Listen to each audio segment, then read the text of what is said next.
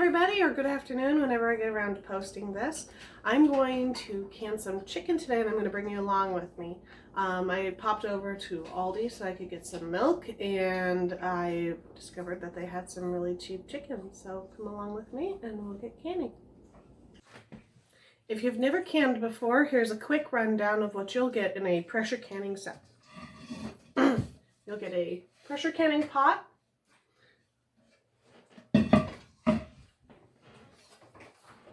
get this that goes in the bottom. It just lifts the jars up a little. Down there. Then you'll get a lid, and most canners, although not the all-American canners, come with a gasket, and it's simple. Just pop it in there. And then it will either come with a weighted gauge or basically my canner has a dial gauge, and you can either get a weighted gauge that for other canners that won't have the dial, but it'll have a preset weight that it uses. Today I can teach you about this one, and then the weight that actually goes on it.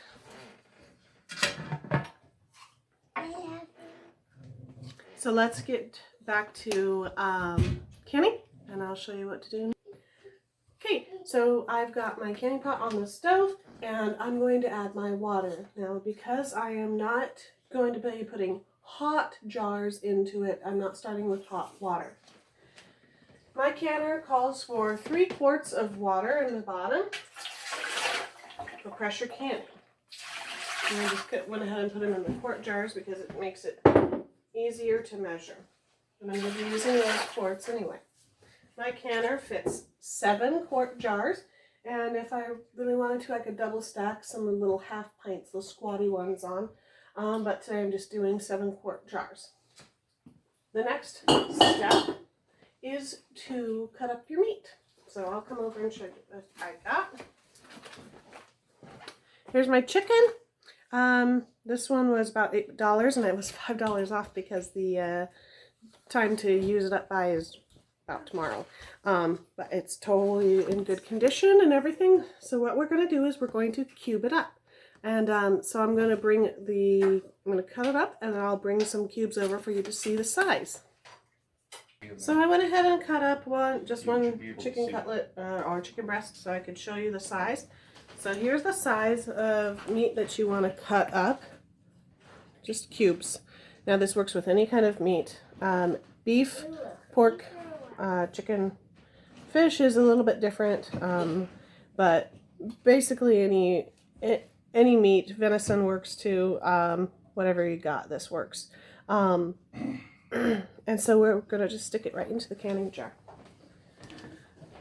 To keep your canning jar rim a little bit cleaner, go ahead and use one of these funnels. If you don't have a funnel, it's not a big deal. And then you just pop them right in. You can kind of push them down. And what we're going to do is we're going to fill it up to the bottom of this rim here. And then we're going to add salt and water. You don't have to add salt if you're on a low sodium diet, but you can. So this is a canning lid and ring. I am a rebel canner. I reuse the lids for my family's own consumption. So yeah, it says grape juice, but it's still in good condition, and I can reuse this one safely. It's not dented, or rusty or anything, and these are canning rings. You like it? So I'm going to go ahead and fill up this jar the rest of the way up to the bottom of this right here. And then I'll come back and show you the next step. So it looks full, but I'm going to show you guys something. It has not been pressed down yet.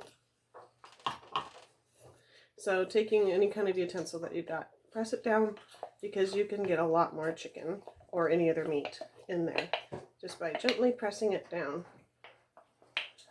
Now you can continue to load it. Now that you've got it to an inch head space, that's what that's called, inch head space, right down to the bottom of this ring. So what you're going to do is you're going to take a teaspoon of salt and add it right into the top. Got a teaspoon of salt right here. Do you need more? Just pop it right onto the top and then add water to 1 inch of headspace as well. I have it just in another jar so I don't have to take it over to the sink. I'm gonna stand. I was just out there and it is super cold. Now you'll see that there's probably some air gaps. So what you do is you can take any kind of utensil. I'm going to use a butter knife and just be real careful. And oh, it's nice and warm here. poke it down and kind of twist it so that some of the liquid can get in there. It just helps the heat get to all of the parts of the chicken. Now you're going to can it for 90 minutes. So if you didn't get all of the air bubbles, you're fine. Nobody's going to die because of a couple air bubbles. You're fine. But it does make for a nicer looking product if you get it filled up just right. So there you go, to 1 inch. And then nice and easy, you take the funnel off, get your canning lid, stick it on. I didn't heat it, and that's because I'm not working with hot stuff. I'm working with room temperature stuff. Get the ring and spin it on like that, and then just a little, like a 1/4 inch more spin, and then you're just going to set it into your canning pot and do the rest of your jars. Setting it right down into the canning pot. Going to do the rest of my jars. I can fit 6 more, and then I'll bring you back to the next step.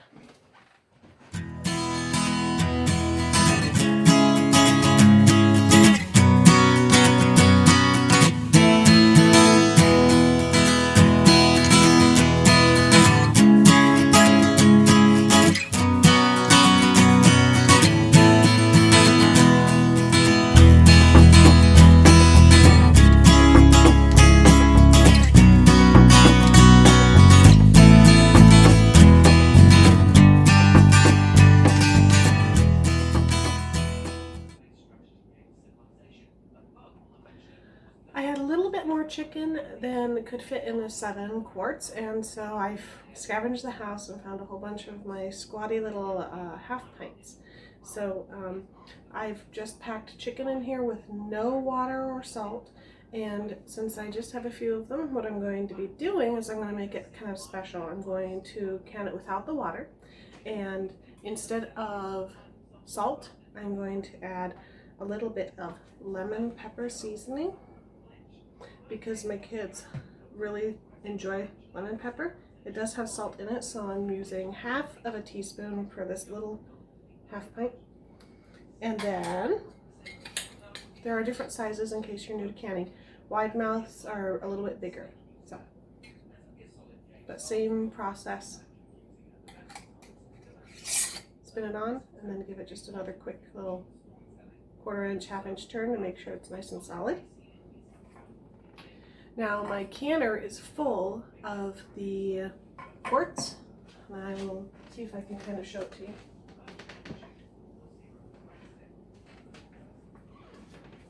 Let's see if we can get it. All right, so now we're gonna just put another layer. This is another rack right on top, and then we will put these half pints in here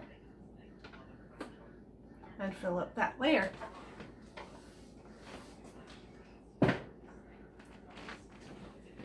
I'll come back with that layer all filled, and I won't be able to show it to you then. It'll be a little bit too heavy, but I'll show you what we do next. Okay, I've got my canner all loaded up, and I'm ready to put the lid on. So before I start my lid, I always check inside here to make sure that there is nothing in there. So you just look through, nothing from last time. If there is, just use a toothpick to clean it out. You set the lid on, and then you twist it on. So now that we've got the lid on, I'm going to just turn on the burner. I'm turning it on to a medium heat so that it can come up to temperature, not too fast and not too slow. Because my time is important, but so is my product.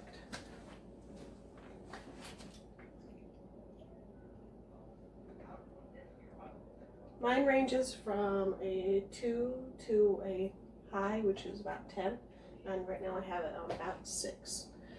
So while it is heating up, I'm just gonna go keep myself busy and just keep a general eye on it. What I'm waiting for is for this little nozzle to start to steam. Depending on the temperature of your house, it may be kind of hard to see. You can use a spoon and put it nearby, and if it steams up enough, then it's starting to steam. And I'll bring you back when it's starting to steam.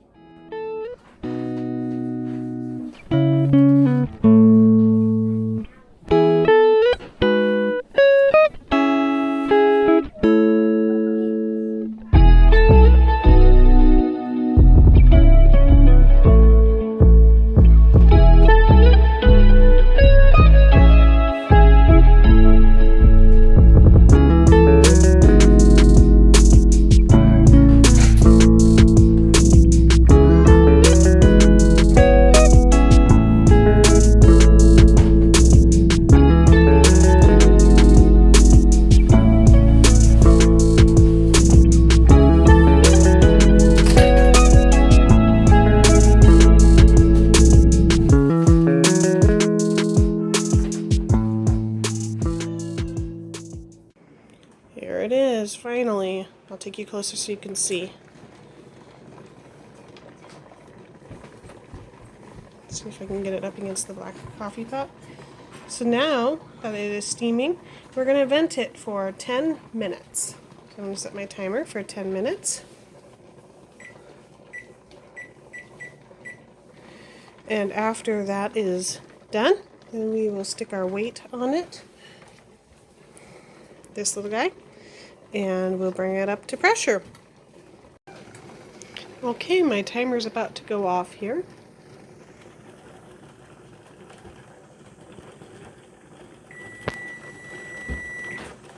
And so now I'm just going to grab my weight and quickly put it on without burning my hand. It's not really that dangerous.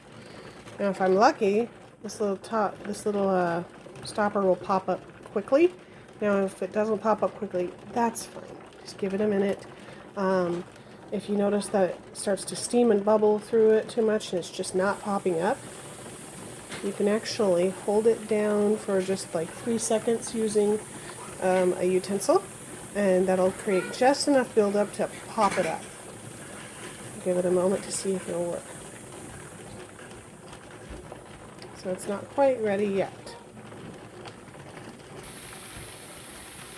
It's starting to steam a little bit here. It may pop up on its own. It really should pop up on its own, but sometimes if you're impatient like me, just gently hold it down. 1, 2, 3. And it pops up. Now it can start building pressure. And so what we're going to watch for is, we're going to watch for this to come up.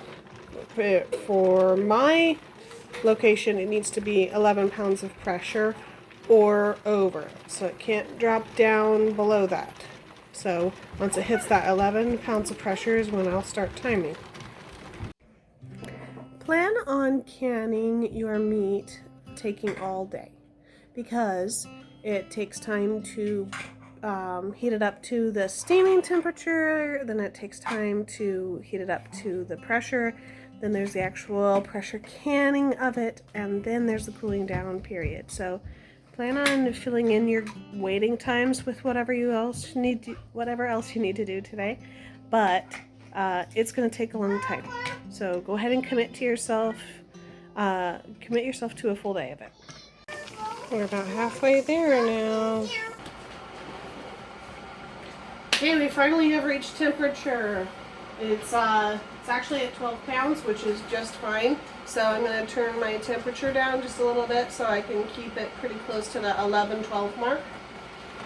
On my burner, I usually turn it to a 4.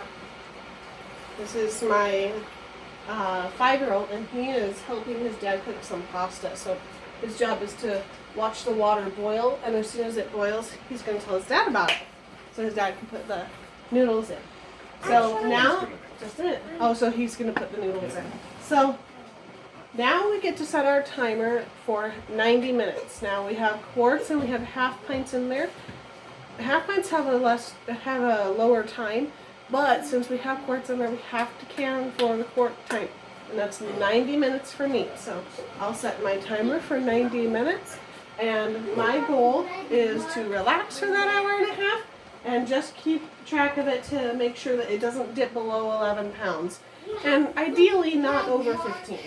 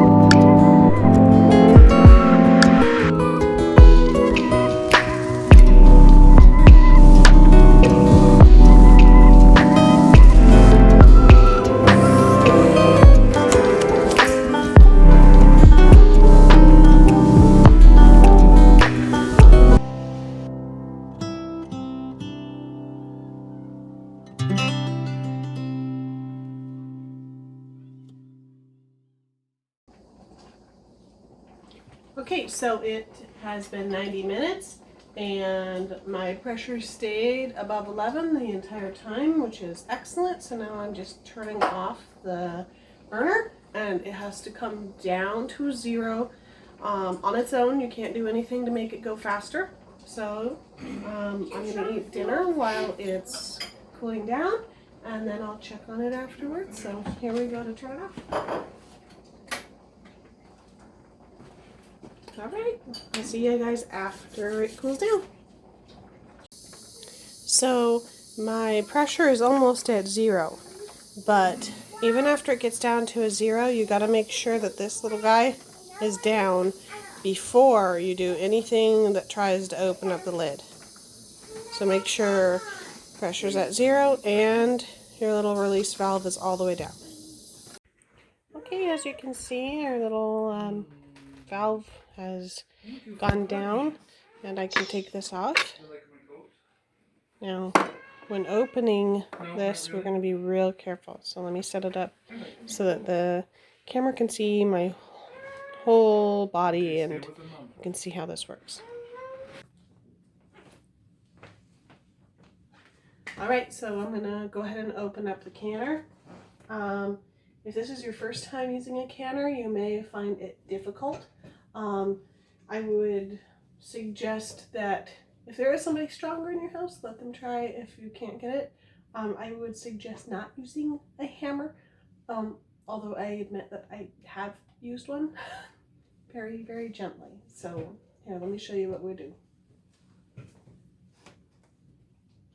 Carefully without touching it with your arm.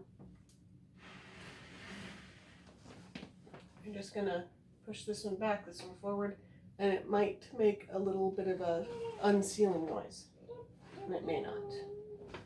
Get it to the stop position, and then you're going to open it away from you, so the gap is going to be farthest away from you so the steam doesn't hit you when you open it, and you're just going to leave it just barely cocked. So just a moment. See this little girl? She was about to spill a whole bunch of water on her. So I had to stop and take care of her first. So as soon as I get her settled, I'll go ahead and open that up. Say hi. Okay, let's see if we can get this off before the baby decides that she needs to throw a fit again. Open it away from you and just leave it cocked, because you're going to want it to cool a little bit more. Other than that, just leave it alone. I personally like to give it until it is just barely steaming before I start to pull things out. You may hear a couple of pops or dings while it's still in there. That's perfectly fine, or you may not hear them at all, or you may hear them once they are cooling. So I'll come back when I'm pulling the jars out. While you're waiting for the canner to cool a little bit and you take your jars out, you may notice the smell of chicken stock, or if you're doing beef, then beef stock, etc., filling your house. That's fine. Jars do siphon, which means some of the liquid does come out of them sometimes. Sometimes you can prevent it and sometimes you cannot. But as long as your jars end up sealing, it's fine.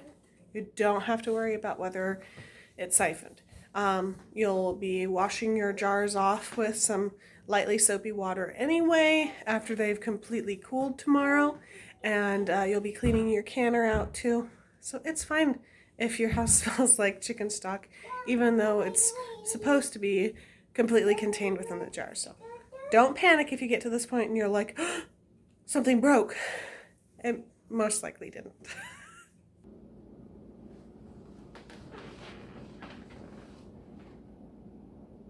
Okay, it's been long enough that it's cooled down some. So we're going to lift off the lid and make sure you have a safe place to put it that's protected against heat. I have a towel over here. Lifting it away from you in case there's any more steam. Now I have been hearing some jars pinging and popping in there, and that's just fine. It's fine if they ping and pop in there. It's fine if they ping and pop outside. So jar lifters, if you haven't canned before, you hold onto the handle parts, and then the rubberized parts down here is what grips the jar underneath the rim. Let's see if I have another jar around that I can show you. This is just my drinking glass. So you put it under here, and it can hold it nice and steady. Okay, let's take some jars out of the canner.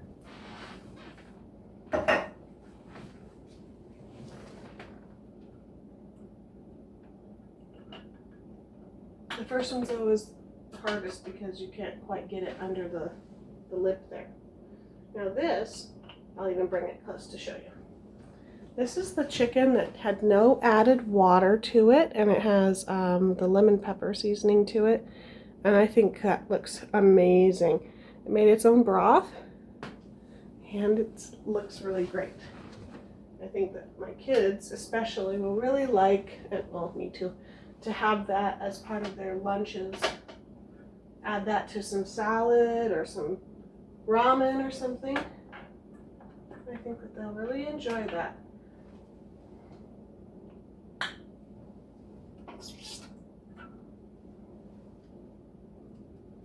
How about we do a little musical interlude while I unload this canner? Yeah?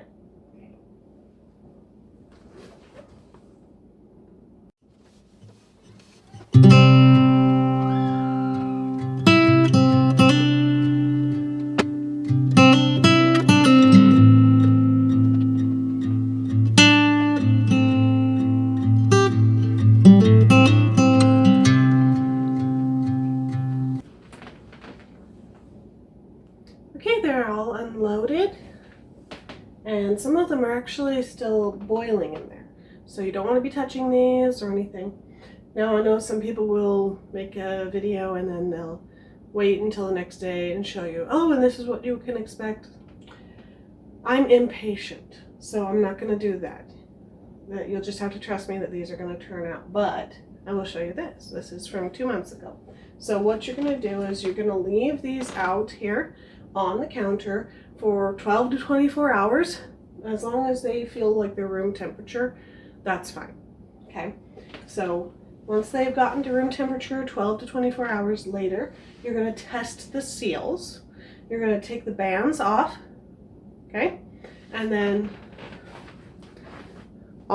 you're going to grab it by just the metal part and lift it up, do a little jiggle, make sure that it's nice and secure. If it's secure, then it is sealed. Congratulations.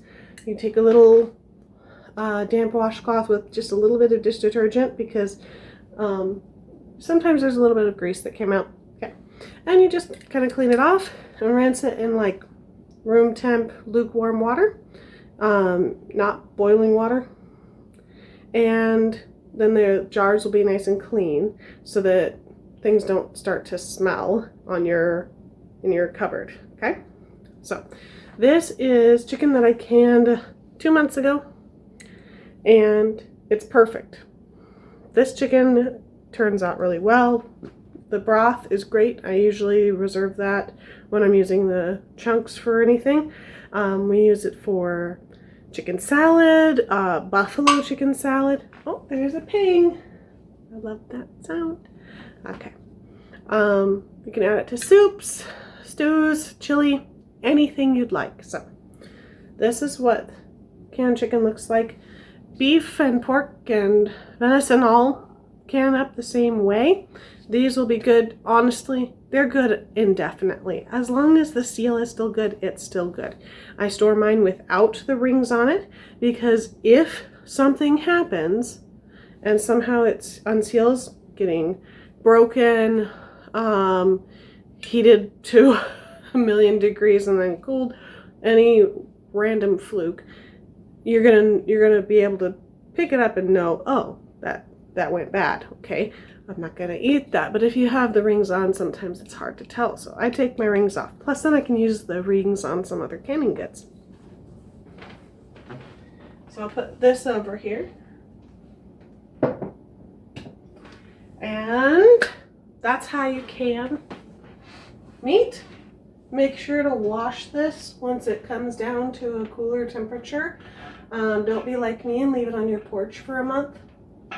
Trust me, it's not fun to scrub that out. And always check on your lid, the little hole, to make sure it's nice and clean and no pieces are out. Now, I will tell you that there's just a little bit of, I won't be able to show you, it's too hot. There's a little tiny bit of oil in there and a little bit of like chicken broth smell. So one of the jars probably siphoned a little bit, and that's fine. That's why we test the seals by picking it up, jostling it a little bit, and setting it back down. All right, thanks for joining me on this. And tomorrow I've got some dairy to work on, and you might have seen the crock pot changing in the background here through the video, and that's because I'm working on some yogurt. So if you want to join me for that, I'm going to be working on the video tomorrow. I'm going to be having different things made out of the yogurt, including cream cheese, sour cream, and dips and regular yogurt. And I'm going to be making easy mozzarella cheese, and I'm going to be making farmhouse cheese, and I'm going to be making butter. And depending on how it goes, I may make a little bit of ricotta cheese to add to my stash of ricotta that I already have saving up from my cheese making. The good news is you can do all of this from store-bought whole milk. You don't have to have a dairy animal. So if you're not in the homestead stage yet where you have a dairy animal, guess what? You can still do it. And it may be cheaper than buying the stuff already made. But it's always good to learn a skill before you need to use the skill. So come and join me for my dairy day tomorrow. And thanks for joining me for canning meat. If you have questions, please put them in the comments. Also, come and find me on Instagram, Tracy's Homestead with an EY. And I would love to chat and talk about any homestead things. any homeschooling things, faith, anything you got. I sew with crochet, I do art, I do all sorts of stuff. So come and follow me and let's have some fun together. And yeah, thanks for joining me. These videos make me awful happy. God bless. See y'all later.